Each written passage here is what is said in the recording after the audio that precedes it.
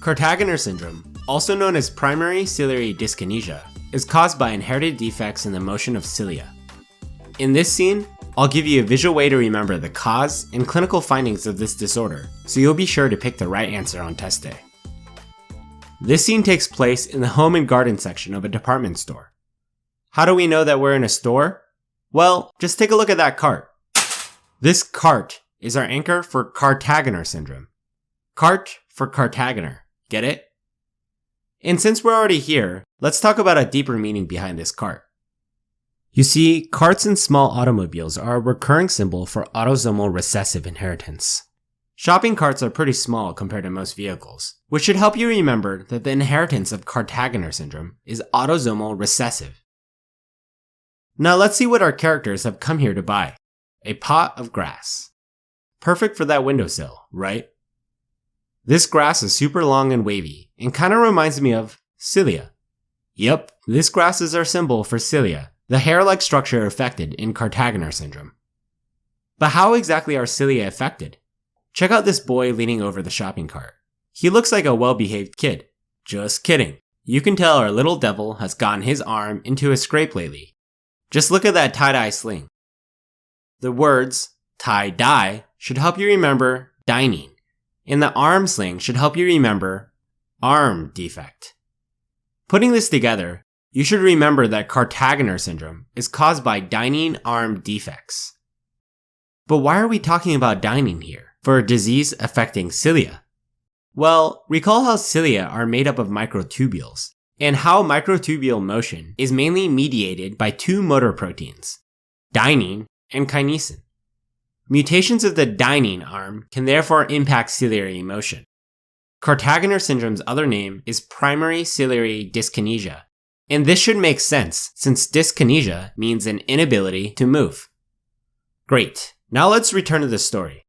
See what our bratty kid is up to? He's gotten his hands on a neti pot from who knows where, and now he's using it to water the grass through his sinuses. Yuck. I've never used a neti pot myself, but I hear they're magical for sinuses. The neti pot should remind you of recurrent sinusitis, a common finding of Kartagener syndrome. I'm going to take a moment now to explain why this happens, because it's actually pretty important. Recall how our airways and sinuses are lined by two types of cells, mucus-producing cells and ciliated cells. The mucus traps pathogens like bacteria, and cilia then moves this germy mucus out of the respiratory tract and into our throat for later destruction by the stomach. Yep, whether you like it or not, you already eat tons of boogers. It's called mucociliary clearance, and it's good for you. Anyways, sinusitis occurs in Kartagener syndrome because the cilia responsible for moving mucus from your sinuses are impaired. Stagnant pools of germy mucus should sound like infection, which is exactly what happens in these patients. Just remember our neti pot to remember that sinusitis can occur in Kartagener syndrome.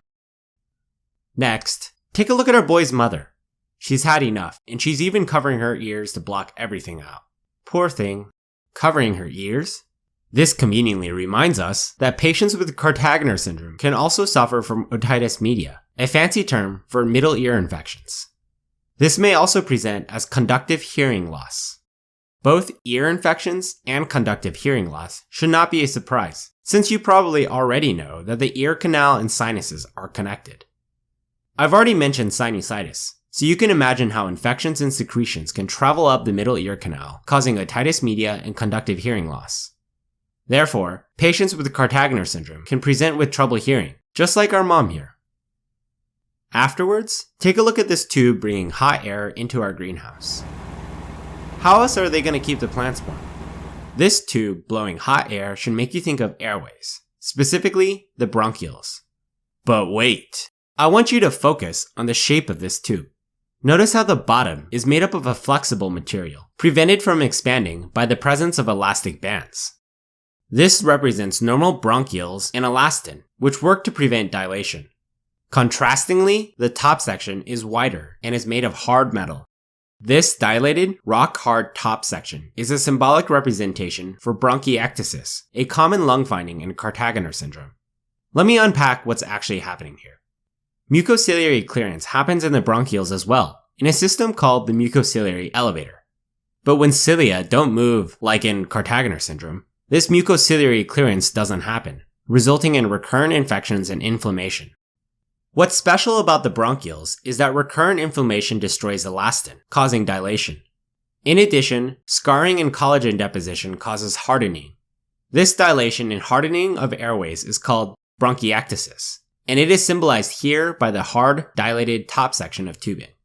One final note is that exam writers like to show you bronchiectasis on CT scans. Just know that you'll see many more small airways than normal, a result of the dilation we previously talked about. Now back to the story. So what's something you always see in stores? Yep, security mirrors. Or are they called corner mirrors? I don't know. What I do know is that this mirror represents situs inversus, which describes a mirroring of major organs from the normal positions. Classically, this inversion manifests as dextrocardia, or the placement of the heart on the right side instead of the left. Situs inversus and dextrocardia should make you immediately think of Kartagener syndrome, since Kartagener syndrome is just about the only testable cause of this presentation. Normal left to right patterning requires gradients and growth signals, which are produced by functional cilia. And without working cilia, your body can't figure out what's left and what's right. This can result in situs inversus, just like the mirror image seen here. Now let's talk about these eggplants on display in our gardening section. They don't look so healthy, right? Must be because someone moved them out of the hot air. These dead eggplants should remind us of infertility, a common presentation of Kartagener syndrome. In women, infertility results from immotile cilia in the fallopian tubes. This means that eggs don't make it from the ovary to the uterus. In men, infertility results from immotile sperm, which require dining to power their flagella. Note that sperm do not have cilia, but instead have a flagella, which also requires dining to move. In summary, dining arm defects in Kartagener syndrome affect both male and female fertility. Lastly, take a look at this carton of eggs. Wait a minute, this looks like the new employee's mistake. He even got eggs mixed up with where the eggplants should go? Amateur mistake. Conveniently, these eggs in the wrong place help us remember the finding of ectopic pregnancy.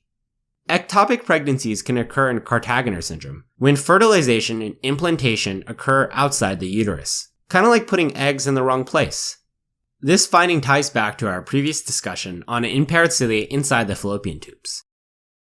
Since the cilia responsible for moving eggs to the right place aren't working, the eggs have a higher chance of ending up in the wrong place, just like in this image here. And that's it for Kartagener syndrome. We hope you enjoyed this one. Let's recap. Kartagener syndrome is an autosomal recessive condition resulting from dining arm defects.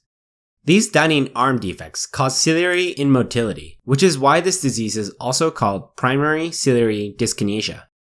Upper respiratory tract findings include recurrent sinusitis, otitis media, and conductive hearing loss. Other findings include bronchiectasis and situs inversus with a right-sided heart. Patients can present with infertility, and one complication to look out for in women is ectopic pregnancy. And now we're actually done. I hope this all checks out for you. Thanks for shopping at Pixarize, and we'll see you next time.